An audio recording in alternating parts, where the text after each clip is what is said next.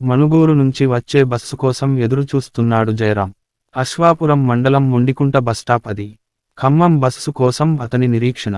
ఆ ఊళ్ళో తమకు ఉన్న వ్యవసాయ భూముల పనుల నిమిత్తం ఉదయాన్నే ఇక్కడికి వచ్చాడు. సాయంకాలానికి పనులు ముగించుకుని 6 గంటలకు బస్టాప్కు చేరుకున్నాడు. తమ పొలం కౌలుకు చేసే పడిదం నారాయణతో ఇప్పటి వరకు మాట్లాడి తన సూచనలతో ముందు పొలానికి ఎలాంటి నీటి ఎద్దడి సమస్య ఎదురవకుండా చేశాడు.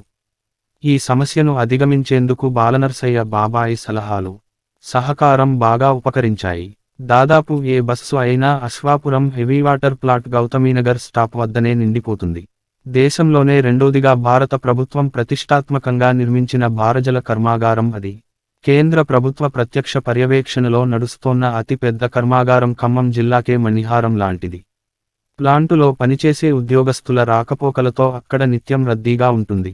సీట్లు దొరకడం కాదు కదా, ఒక్కోసారి నిలుచుని ప్రయాణం చేసేందుకు కూడా వీలు కాదు. ఈరోజు ఎలా ఉంటుందో మరి.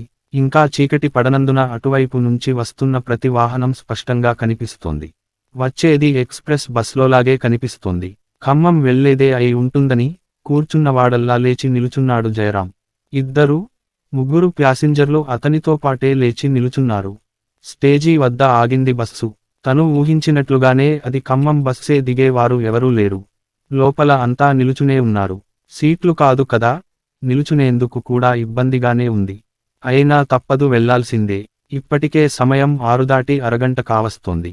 ఇక్కడి నుంచి 3 గంటలు ప్రయాణం చేస్తేగాని ఖమ్మం చేరుకోలేం. అంటే ఇంటికి చేరేసరికి దాదాపు రాత్రి 10 అవుతుంది. ఏమాత్రం ఆలోచించకుండా బస్సెక్కాడు జయరాం. పాల్వంచ వరకు ఎవరూ దిగరు. అక్కడి వరకు నిలుచుని ప్రయాణించాల్సిందే. అరగంట పైనే పడుతుంది. టికెట్ తీసుకుని కండక్టర్ సీటు పక్కనే బస్సు వెళ్లేదారికి అభిముఖంగా నిలుచున్నాడు జయరాం. అడవి దాటి భద్రాచలం క్రాస్రోడ్ చేరింది బస్సు. ముసలిమడుగు చేరేసరికి భద్రాచలం వెళ్లే 2 బస్సులు ఎదురయ్యాయి. ఒకప్పుడు అక్కడి వరకు దట్టమైన అడవి ఉండేది. ఇప్పుడంతా మైదాన ప్రాంతంగా తయారైంది. లక్ష్మీపురం నుంచి అముదాల బంజరా వరకు చిన్న పరిశ్రమలతో ఓ పారిశ్రామికవాడలా తయారైంది. పెద్దగా రొద చేసుకుంటూ ముందుకు సాగిపోతోంది బస్సు. ఎవరి ఆలోచనలలో వారు ఉన్నారు బస్సులోని ప్యాసింజర్లంతా. సీట్లలో కూర్చున్న వారు హాయిగా కళ్ళు మూసుకుని ఉన్నారు. నిలుచున్నవారు అటూ ఇటూ సర్దుకుంటూ పాల్వంచ ఎప్పుడొస్తుందా అనుకుంటూ అసహనంగా కదులుతున్నారు.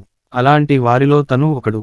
అతనికి అభిముఖంగా నిలుచున్న మహిళ తన వైపు చూస్తున్నట్టుగా అనిపించిందతనికి. దాదాపు బస్సు మధ్యభాగంలో కడ్డీని ఆనుకుని నిలుచుందామె. ఆమె వైపు ఒకసారి పరికించి చూశాడు జయరాం. వయసు 45కు ఇటుగా ఉంటుందేమో. చూడగానే దృష్టిని ఆకర్షించే రూపం ఆమెది. మనిషి తెల్లగా, గుండ్రని మోము, నుదుటన అందమైన బొట్టు, అందమైన చీరకట్టు, వేషధారణ, నాగరికత ఉట్టిపడేలా ఉంది. ఆమె రూపం. తిరిగి ఆమె అతని వైపు చూసింది. మొదట ఆమె తననెందుకు చూస్తుంది అనుకున్నాడు కాని, ఆమె తనను చూస్తున్నది నిజమే. పాల్వంచ చేరేసరికి కనీసం ఓ 4-5 సార్లు అయినా అతని వైపు చూసి ఉంటుందామె. తను ఆమెను చూస్తున్నాడు. ఆకర్షణీయమైన అలంకరణ. ఏదో శుభకార్యానికి వెళ్లి వస్తున్నట్టుగా ఉంది. ఆమె గురించి అతను ఆలోచిస్తున్నాడు. ఆమె ఎవరో అతనికి తెలియదు. ఇది వరకు ఎక్కడో పరిచయం ఉన్న వ్యక్తిలా తనవైపు పదే చూస్తోందామె. తను ఆమె చూపు నుంచి తప్పించుకోలేకపోతున్నాడు అనడం కంటే అందమైన ఆమె రూపం నుంచి దృష్టి మరలించలేకపోతున్నాడని అనడం సబబు. బస్సు పెద్దమ్మగుడి సమీపిస్తోంది. ఇంకో 10 నిమిషాల్లో పాల్వంచ వస్తుంది. దిగాల్సిన వారు సర్దుకుంటున్నారు. ఆమె నిలుచున్న ప్రక్కనే 3 సీటర్ ఖాళీ అవుతున్నది. దానిలో కూర్చున్నవారంతా ఒకే కుటుంబానికి చెందిన వారులా ఉంది. జయరాం అంతా గమనిస్తూనే ఉన్నాడు. తను నిలుచున్న చోటు నుంచి ఎవరూ దిగేటట్లుగా లేరు. తను తొందరపడి వెనుక వైపున ఖాళీ అవుతున్న సీట్లలో ఏదో ఒకటి రిజర్వు చేసుకోవాలి. లోనికి వెళ్లేందుకు ప్రయత్నిస్తున్నాడు. కానీ సాధ్యపడటం లేదు. దిగేందుకు వస్తోన్న ప్రయాణికులకు దారి ఇవ్వడంతోనే సరిపోతోంది. పాల్వంచలో బస్సు ఆగింది. బస్సు కోసం వేచి ఉన్న ప్రయాణికులంతా ఒక్కసారిగా బస్సును చుట్టుముట్టారు. చేతి రుమాళ్ళు, ఇతరత్రా చిన్న వస్తువులను ఖాళీ అవుతున్న సీట్లలో ఉంచే ప్రయత్నం చేస్తున్నారు. పై నుంచి మొండికుంట వస్తోన్న తనకు అవకాశం లేకుండా పోతోంది. ఎలా? కొత్తగూడెం చేరితే తప్ప సీటు దొరకదేమో. ఇంకో పావుగంటకు పైగానే నిల్చోవాలేమో అన్న నిర్ణయానికి వచ్చాడు జయరాం. దాదాపు 15 మంది దిగినట్లున్నారు. చేతిరుమాళ్ళు, వాటర్ బాటిళ్లు పరచిన వాళ్లు సీట్ల కోసం ఆతృతతో బస్సు ఎక్కేందుకు ప్రయత్నిస్తున్నారు. దిగేవాళ్లకు ఇబ్బందిగా ఉంది. ఎవరి హడావుడిలో వారు. ఆమె నిలుచున్న పక్క సీటు మొత్తం ఖాళీ అయింది. అప్పటికే కిటికీ పక్కన సీటు కోసం కింద నిలుచున్న వ్యక్తి ఆమెతో వాదులాడుతున్నాడు. ఆమె అతనితో గట్టిగానే మాట్లాడుతోంది. పక్క సీటులో ఇప్పటి వరకు ఆమెతో పాటే నిలుచున్న వ్యక్తి కూర్చున్నాడు. ఒక్క సీటును ఆమె అట్టిపెట్టింది. మా మనుషలే, మావాళ్లే ఉన్నారు అంటూ వాదులాడుతోన్న వ్యక్తిని అదమాయించిందామె. అక్కడ చిన్నపాటి ఘర్షణ జరుగుతుండటంతో ముందుకు కదిలాడు జయరాం.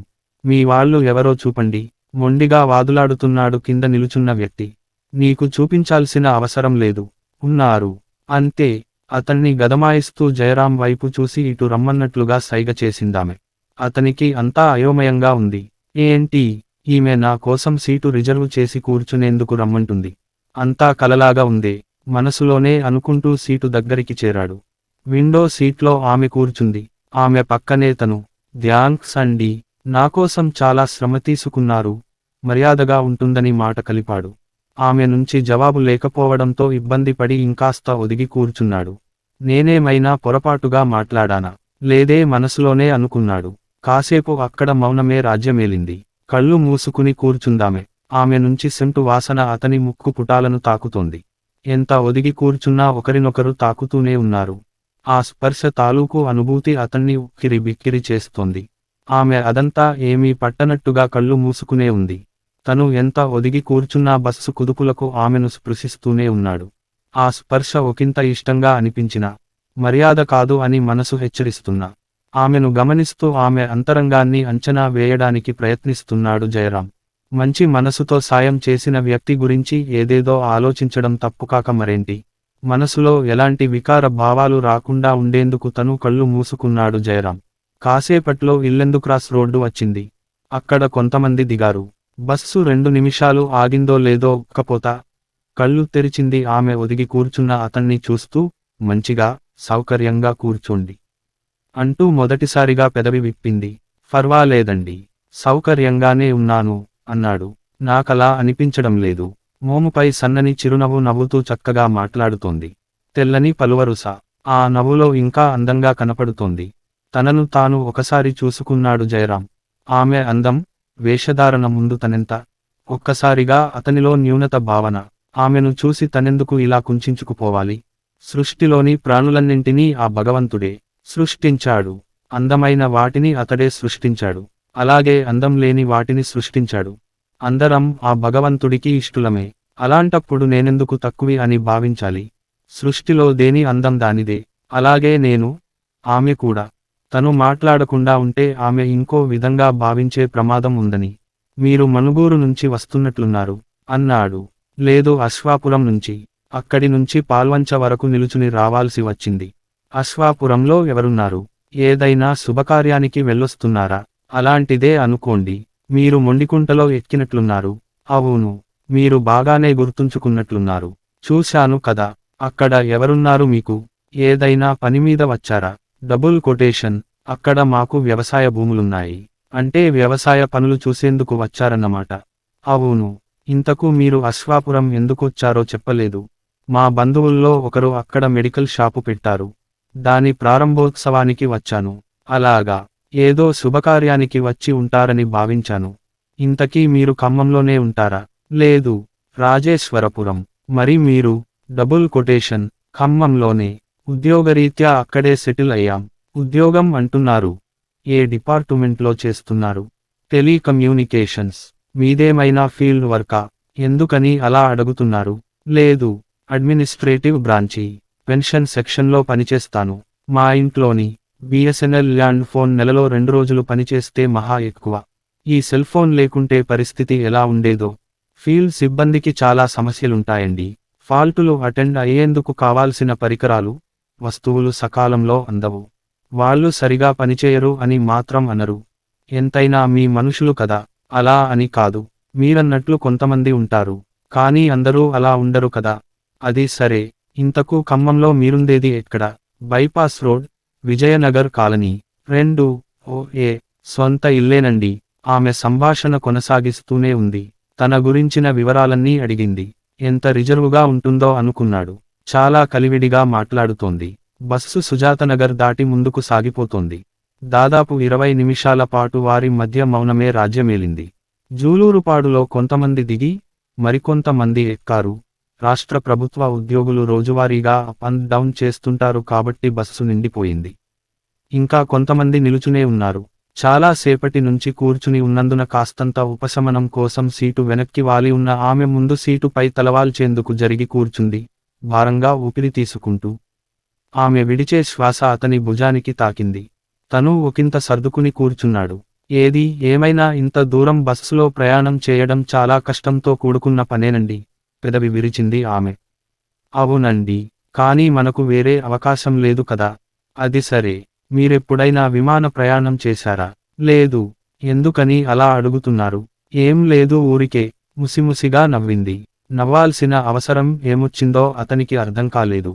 విమాన ప్రయాణం చేసే ముఖమా ఇది అని తనను తక్కువ చేసి చూస్తున్నదేమో.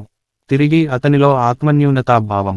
ఆ మరుక్షణంలోనే తేరుకొని, మీరేమైనా చేశారా అనడిగాడు. చేశాను. మా అబ్బాయి యుఎస్లో జాబ్ చేస్తున్నాడు. అలాగా, చాలా అదృష్టవంతులు మీరు.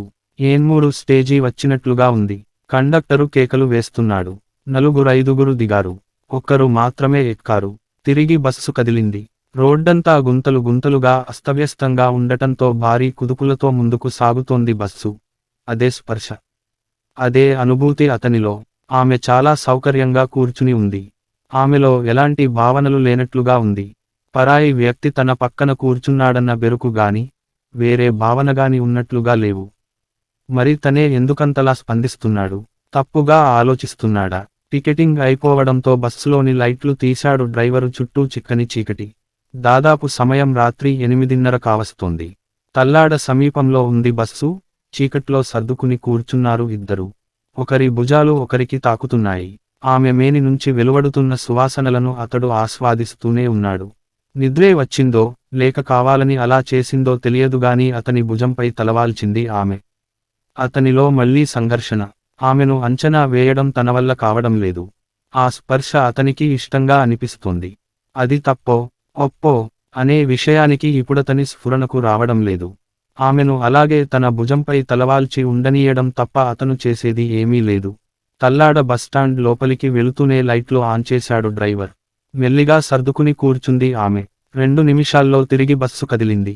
ఇక వైరా దాటితే ఖమ్మం వస్తుంది. ఏంటో ఈసారి ఖమ్మం చాలా తొందరగా చేరుకుంటున్నట్లుగా అనిపిస్తోందతనికి. సమయం తెలియడం లేదు. 3 గంటలు కూర్చుని ఉండాలంటే ఎంతో కష్టంగా, అసౌకర్యంగా. ఇంకెప్పుడు ఖమ్మం వస్తుందా అనిపించేది. ఏదో ఒకటి ఆమెతో మాట్లాడాలనిపించింది జయరాంకి. చాలా అలసిపోయినట్లుగా ఉన్నారు. నిద్రలోకి జారుకున్నారు. దూర ప్రయాణం కదా, అలసిపోవడం మామూలే. మీది రాజేశ్వరపురం అన్నారు కదా. మీ ఊరి పక్కనే షుగర్ ఫ్యాక్టరీ ఉంది కదా. మీకు అక్కడ వ్యవసాయ భూములున్నాయా? ఓ 25 ఎకరాల మాగాణి ఉంది. అయితే పెద్ద వ్యవసాయమేనన్న మాట. మంచి స్థితిమంతులే. ఒక రకంగా అలాగే అనుకోండి. అయినా ఇవన్నీ మన వెంట వస్తాయా? ఉన్నంతసేపు నాది నాది అనే ఆరాటమే తప్ప. మానవ నైజం అది. నిర్వేదంగా ఆమె వైపు చూస్తూ అన్నాడు జయరాం. బస్సు వైరా దాటి కొణికర్ల సమీపం చేరింది. ఇంకో 10-15 నిమిషాల్లో ఈ ప్రయాణం ముగుస్తుంది. ఇప్పటి వరకు తను ఆమె పేరు అడగలేదు. ఆమె కూడా తనను అడగలేదు. అవసరం అనిపించలేదేమో. ఉద్యోగం, నివాసం అన్నీ అడిగిన ఆమె తన పేరును మాత్రం అడగలేదు ఎందుకనో. ఏదో కోల్పోతున్నానన్న వెలితి అతనిలో. ఆమె పేరును తెలుసుకోవాలన్న తపన. మనిషి అందంగా ఉంది కదా, పేరు కూడా అందంగానే ఉండవచ్చు. అడిగితే ఏమనుకుంటుందో, సభ్యతగా ఉంటుందో లేదో. పిరికివాడ. దాదాపుగా 3 గంటల నుండి ఆమెతో కలిసి ప్రయాణం చేస్తున్నా. ఎంతో కలివిడిగా ఉన్న ఆమె తన పేరును అడిగితే నొచ్చుకుంటుందేమోనన్న సందేహమా? నీ మనసులో ఇంకేందో దాస్తున్నావు. అందుకే అంతగా భయపడుతున్నావు. నిజంగా నువ్వు పిచ్చోడివే. నువ్వేమీ చేయలేని అసమర్థుడివి. మనసు పరిహసిస్తోంది. నీ పేరు ఆమె అడగనప్పుడు ఆమె పేరుతో నీకేం అవసరం? పిచ్చి పిచ్చి ఆలోచనలు పక్కనబెట్టి ఓ సంస్కారవంతుడిగా ప్రవర్తించు, మనసు హెచ్చరించింది. 9:30 కావస్తోంది కదండి. ఇప్పుడు ఎలా వెళతారు మీరు ఊరికి? పలకరించాడు. ఏదో ఒకలా. రాత్రి అయితే వెళ్ళలేనా ఏంటి అన్నట్లుగా ఉన్నాయి ఆమె చూపులు. నాకు తెలిసి ఆ రూటులో ఈ సమయంలో బస్సులు ఉన్నట్టుగా లేవు. ఇబ్బంది పడతారేమోనని ఇంకేదో మాట్లాడదామని ఆగిపోయాడు అతను. ఇబ్బంది పడితే మీకు బాధగా ఉంటుందా ఏమిటి? Double quotation. సాటి మనిషి ఇబ్బందుల్లో ఉంటే బాధగా అనిపించదా మరి? ఇప్పుడు నేను ఇబ్బందుల్లో ఉన్నానని మీకు చెప్పానా? ఇంకేదో మాట్లాడదామని ఆగిపోయారు. రాత్రి అయింది కదా, మీరు ఇక్కడి నుంచి వేరే ఊరు వెళ్ళాలి కదా, ఎలా వెళతారోనన్న ఆందోళన. అంత ఆందోళన పడాల్సిన అవసరం లేదులెండి. మీరేమైనా ఈ రాత్రికి మీ ఇంట్లో ఆతిథ్యం ఇస్తారా? అతని వైపు అదోలా చూస్తూ అంది ఆమె. క్షణకాలం తలదించుకున్నాడు. ఏమైనా అతిగా మాట్లాడానా? మానసిక సంఘర్షణ. మనసు పరిపరి విధాలా ఆలోచిస్తోంది. ఆమె చూపులను ఏ విధంగా అర్థం చేసుకోవాలో తెలియడం లేదు. ఏమనుకుందో ఏమో. తిరిగి ఆమె మాట్లాడింది. ఏవండి? నిర్లిప్తంగా ఆమె వైపు చూశాడు జయరాం. ఏం చెబుతుందోనని. అశ్వాపురం నుంచి బయలుదేరేటప్పుడే మా వారికి ఫోన్ చేశాను. ఖమ్మంకు కారు పంపించమని. ఈ సమయానికి వచ్చే ఉంటుంది. హాయిగా ఇంటికి చేరుకుంటాను. అందంగా నవ్వింది. అయితే సంతోషం. తనలో తను గొనుక్కున్నట్టుగా అతను మనసును పరిపరి విధాలుగా పరుగెత్తించి ఏవో సుందర తీరాలకు పయనిస్తున్నామన్న భావన కలిగించిన ఆమె క్షేమంగా ఇంటికి చేరుతుందన్న విషయానికి తెలిసి మనసు ఒకంత కుదుటపడిందతనికి. కానీ అతనిలో ఏదో వెలితి, తన ఆత్మీయులు ఎవరో తన నుంచి దూరంగా వెళ్ళిపోతున్నారన్న భావన. అంతకుమించి ఏదో మనసుకందని అస్పష్టమైన వేదన. ఆమెతో కలిసి ప్రయాణం చేసిన ఈ 3 గంటల సమయంలోనే ఎన్నెన్ని అనుభూతులు. ఆ స్పర్శ, ఆ కలుపుగోలుతనం, ఆ చొరవ, అన్నింటినీ మించి అందమైన ఆమె రూపం. మనసు తెరల చాటున, మనోవికారాల మాటున దాగిన మరో మనిషిని సున్నితంగా హెచ్చరిస్తూ, మనిషి గా ఉండమని, మనమంతా అలా ఉంటేనే ఈ సృష్టి మరింత అందంగా కలకాలం ఉంటుందని ఉద్బోధించినట్లుగా ఉంది ఆమె అందమైన నవ్వు.